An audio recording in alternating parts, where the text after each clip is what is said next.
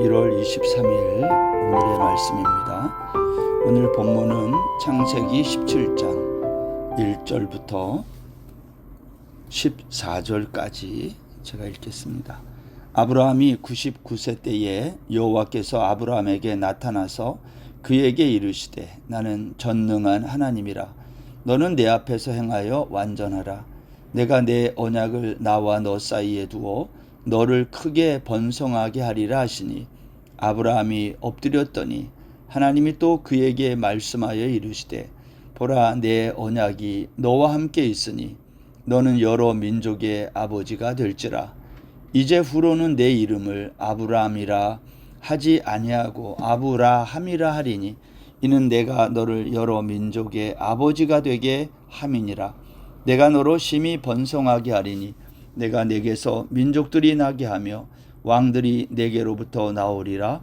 내가 내 언약을 나와 너 및 내 대대 후손 사이에 세워서 영원한 언약을 삼고 너와 내 후손의 하나님이 되리라. 내가 너와 내 후손에게 내가 거류하는 이 땅 곧 가나안 온 땅을 주어 영원한 기업이 되게 하고 나는 그들의 하나님이 되리라. 하나님이 또 아브라함에게 이르시되 그런즉 너는 내 언약을 지키고 내 후손도 대대로 지키라. 너희 중 남자는 다 할례를 받으라. 이것이 나와 너희와 너희 후손 사이에 지킬 내 언약이니라. 너희는 포피를 베어라. 이것이 나와 너희 사이의 언약의 표징이니라. 너희의 대대로 모든 남자는 집에서 난 자나 또는 너희 자손이 아니라 이방 사람에게서 돈으로 산 자를 막론하고 난 지 8일 만에 할례를 받을 것이라. 너희 집에서 난 자든지 너희 손으로 산 자든지 할례를 받아야 하리니 이에 내 언약이 너희 살에 있어 영원한 언약이 되려니와 할례를 받지 아니한 남자 곧 그 포피를 베지 아니한 자는 백성 중에서 끊어지리니 그가 내 언약을 배반하였음이니라. 아멘. 여러분, 우리는 언제 행복합니까? 우리 인생의 목적은 행복이 아닙니다. 만일 우리 인생의 목적이 이 땅에서의 행복이라면 하나님은 오늘 본문에서 아브라함에게 나타나시면 안 되는 겁니다. 왜냐? 아브라함은 지금 충분히 행복하기 때문입니다. 이스마엘과 같이 행복한 가정을 이루고 살고 있는 겁니다. 그런데 하나님이 나타나신 겁니다. 왜냐? 이 자체가 행복이 인생의 목적이 아니라는 것을 말하는 것입니다. 하나님이 행복하게 잘 살고 있는 아브라함에게 나타나서 뭐라고 말씀했습니까? 오늘 2절에 보면 내가 내 언약을 나와 너 사이에 두어 너를 크게 번성하게 하리라. 13년 만에 나타나 하시는 말씀이 내가 나와 너 사이에 맺은 언약을 이루겠다는 거예요. 너를 크게 번성하게 하겠다는 말은요, 사실 아브라함의 아픈 과거의 상처를 건드리는 말입니다. 사실 아브라함은 지난 10년을 기다렸지만 아들을 주시지 않아서 여종 하갈을 통해 이스마엘을 얻었어요. 그리고 아브라함 부부는 정말 힘든 갈등의 시간을 보내왔습니다. 이제 그 힘든 시간을 잊고 행복하게 잘 살고 있는데 다시 나타나서 아브라함의 아픈 과거를 들춰내는 이유가 무엇일까요? 하나님의 관심은 아브라함의 행복이 아니라 아브라함과 맺은 언약 성취에 있다는 겁니다. 오늘 본문 1절에 보면 하나님은 아브라함에게 나타나서 이렇게 말했어요. 나는 전능한 하나님이라. 이 문장의 히브리어 원문을 보면 나는 이라는 주어가 맨 앞에 나오는데 사실 나는은 없어도 되는 단어입니다. 왜냐? 전능한 하나님이라는 그 수로에 따라오는 말에 주어 나는이 이미 포함되어 있기 때문입니다. 따라서 나는이라고 맨 앞에 쓴 것은 하나님을 강조하기 위해 쓴 것이죠. 1절을 이렇게 의역할 수 있습니다. 아브라함아, 나야 나. 너와 언약을 맺은 전능한 하나님, 너 날 잊지 않고 있지? 이런 말입니다. 여러분, 이것은 지난 13년을 행복하게 잘 살고 있는 아브라함에게 왜 하나님이 나타났는지 그 이유를 설명하는 것입니다. 너는 이스마엘을 낳고 행복하게 사느라 나와 맺은 언약을 잊고 사는지 모르지만 나는 너와 맺은 언약을 잊지 않고 있다. 나는 너에게 아들을 주겠다고 한 그 약속을 반드시 지키는 하나님이야. 이런 말인 거예요. 그리고 하신 말씀이 너는 내 앞에서 행하여 완전하라 그랬어요. 이 말은 이런 말입니다. 내가 너의 백그라운드가 될 테니, 배경이 되어 줄 테니 너는 내 앞으로 걸어가라, 그런 뜻이에요. 여러분, 이것은 아브라함과 맺은 언약의 말씀으로 배경이 되어 주겠다는 말입니다. 아브라함아, 나와 맺은 약속이 너의 뒤에서 너를 비추고 있다. 너는 그 약속의 말씀으로 너의 삶을 비춰보며 살아라. 그렇게 사는 게 완전한 삶이야. 그런 말인 겁니다. 여러분, 현재 나의 삶이 바른지 아닌지는 하나님의 말씀 앞에 비추어 보아야 알 수 있습니다. 나의 삶이 바른지 그른지를 믿음 좋은 아내에게 묻는 게 아닙니다. 하나님의 기록된 약속의 말씀에 비춰봐야 하는 것입니다. 아브라함 부부는요, 하나님과 맺은 언약을 잊고 서로 의논했어요. 뭘 결정했습니까? 이스마엘을 얻자는 거예요. 그러나 이 결정은 불완전한 결정이었다는 겁니다. 13년 만에 나타나신 하나님은 아브라함에게 뭐라고 말씀합니까? 이제 너의 이름이 아브라함이 아니라 아브라함이라고 하겠다는 거예요. 여러분, 아브람이라는 이 말의 뜻은요, 존귀한 아버지란 뜻입니다. 그러나 아브라함은 많은 사람의 아버지란 뜻입니다. 누군가 한 사람의 존귀한 아버지에서 많은 사람의 아버지가 된다는 거예요. 따라서 아브람에서 아브라함이 되리라는 말의 의미는 나는 너를 과거부터 계속 아브람이 아니라 아브라함으로 보아왔다는 것을 말합니다. 하나님은 처음부터 아브라함을 여러 민족의 아버지 아브라함으로 알고 계셨던 것입니다. 여러분, 아브라함의 가정에 13년이라는 긴 시간을 침묵하다가 나타나신 하나님, 그것은 우리에게 주는 교훈이 있어요. 하나님은 우리의 실수와 잘못에 대하여 즉각 반응하지 않는다는 겁니다. 아브라함의 가정에 어려움을 주지 않았어요. 이스마엘에게 어떤 어려운 일이 생기게 하지 않았습니다.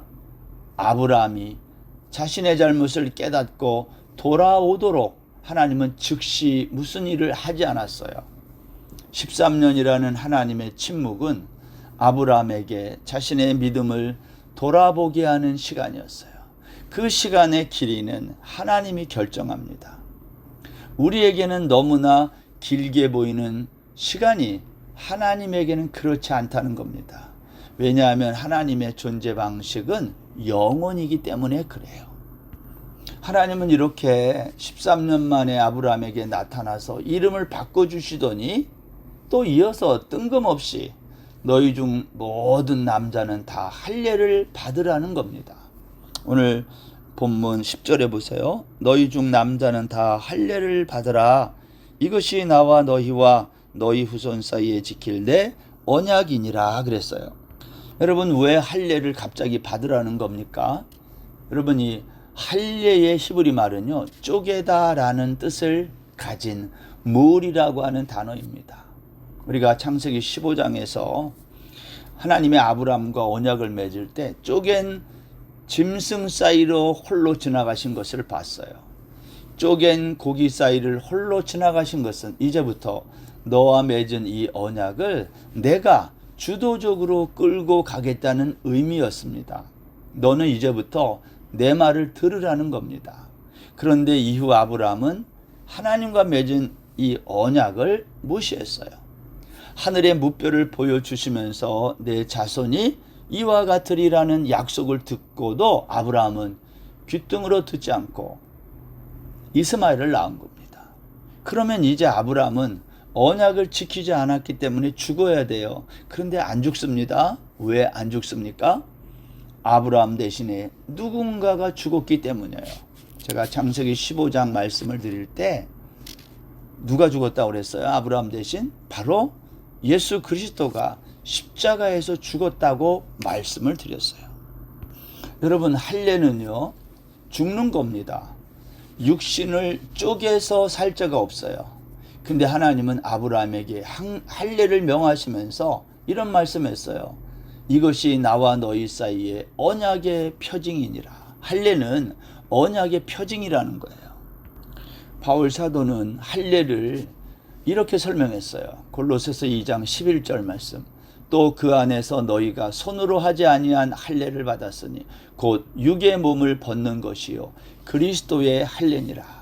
손으로 하지 아니한 할례가 뭡니까? 그리스도의 할례입니다. 그리스도의 할례가 뭐예요? 십자가에서 예수님의 살이 쪼개져 죽는 것을 말해요.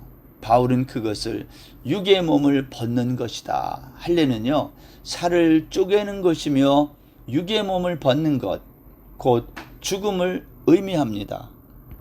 바울 사도는요, 할례를 말하고 나서 골로새서 2장 12절에 보면 세례를 또 설명했어요. 이렇게 말합니다. 너희가 세례로 그리스도와 함께 장사되고 또 죽은 자들 가운데서 그를 일으키신 하나님의 역사를 믿음으로 말미암아 그 안에서 함께 일으키심을 받았느니라. 할례에 이어 세례를 언급한 이유는 이 둘의 의미가 같다는 겁니다. 여러분, 할례는 쪼개어 죽이는 것이고요, 세례는 물에 빠뜨려 죽게 하는 거예요. 이 둘은 모두 죽음과 관련이 있습니다. 그리고 이 둘은 모두 예수 그리스도의 십자가에서 그 죽음의 의미가 분명해진 거예요. 여러분, 할례와 세례는요, 애굽에서 살던 옛사람이 죽고 새로운 피조물이 되는 사건입니다. 이제 가나안 땅, 약속의 땅을 향하여 가는 길만이 그들에게 남은 겁니다. 바울 사도는 우리가 세례 받은 다음에는 다시 애굽 땅으로 옛자로 돌아갈 수 없다고 말하고 있습니다. 우리가 구원받은 다음에 사탄의 지배에서 벗어나 하나님의 자녀가 되면 우리는 다시 옛사람으로 사탄의 지배 아래로 돌아갈 수 없다. 그것을 선포하는 사건이 할례이며 세례인 것입니다. 우리가 읽지는 않았지만 15절 이하에 보면 하나님은 아브라함의 아내 사레의 이름을 사라라 이렇게 또 바꿔주셨어요. 여러분, 사라가 뭡니까? 사레는 여주인이란 뜻이고 사라는 여러 민족의 어머니라는 뜻입니다. 지금까지 아들 하나 낳지 못한 사라에게 민족의 여러 왕이 나온다. 이 말은 놀라운 말씀이 아닐 수 없어요. 이 말을 들은 아브라함이 엎드려 웃으면서 믿지 않았어요. 그때 하나님이 아브라함에게 단호하게 말합니다. 19절. 아니라 내 아내 사라가 내게 아들을 낳으리니 너는 그 이름을 이삭이라 하라.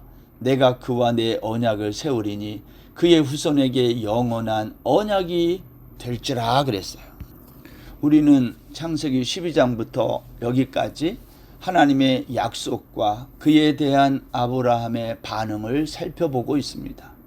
저는 여기까지 이어진 아브라함의 이야기를 한마디로 요약하면 이런 겁니다. 아브라함의 생각 속에 갇히지 않는 하나님의 약속. 다른 말로 하면 우리의 생각 속에 하나님의 약속은 갇히지 않는다는 거예요. 왜냐? 하나님의 약속은 진리이기 때문입니다. 하나님의 말씀은요, 우리 생각 속에 갇히지 않고 계속하여 생명의 역사를 이루어 가는 겁니다. 성경은 아브라함이 이것을 믿었다는 거예요. 그리고 하나님은 이것을 그의 의로 여기셨다고 증언하는 것입니다. 가나안 땅에 아브라함이 들어온 지 24년 만에 드디어 아브라함은 약속의 자녀 이삭을 눈앞에서 보기 시작합니다.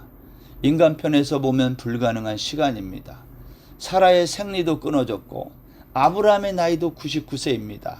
그런데 하나님은 이때 일하기 시작한 것입니다. 왜냐? 하나님의 시간은 늘 영원한 현재이기 때문입니다. 성경은 그것을 기적이라고 말해요. 사랑하는 성도 여러분, 이 한 주간도 하나님의 기적을 경험하는 모든 성도님들 되시기를 바랍니다.